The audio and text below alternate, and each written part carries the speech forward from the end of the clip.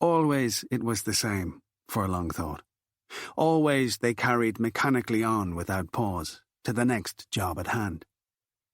What would life be like, he wondered, if they were given time to think and reflect over things?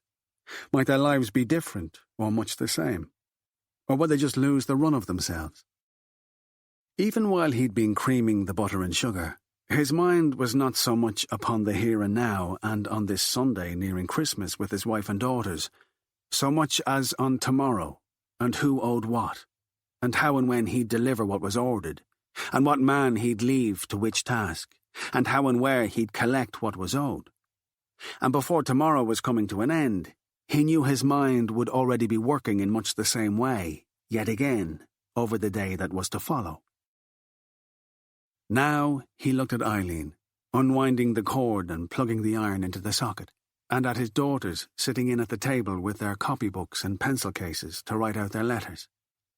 And reluctantly he found himself remembering back to when he was a boy, how he'd written away as best he could, asking for his daddy, or else a jigsaw puzzle of a farm in 500 pieces. On Christmas morning, when he'd gone down to the drawing room Mrs. Wilson occasionally let them share, the fire was already lighted, and he'd found 3 parcels under the tree wrapped in the same green paper. A nail brush and bar of soap were wrapped together in one. The second was a hot water bottle from Ned.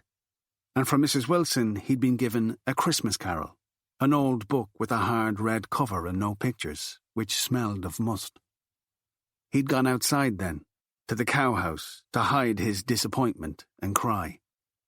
Neither Santa nor his father had come, and there was no jigsaw. He thought about the things children said about him in school, the name he was called, and understood this to be the reason.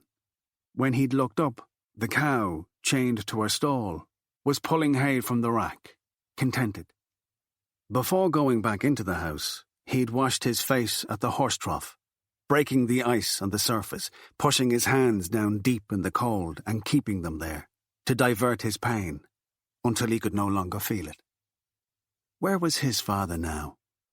Sometimes he'd caught himself looking at older men, trying to find a physical resemblance, or listening out for some clue in the things people said.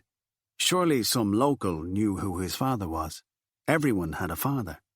And it didn't seem likely that someone hadn't ever said a word about it in his company, for people were bound, he knew, to reveal not only themselves, but what they knew in conversation.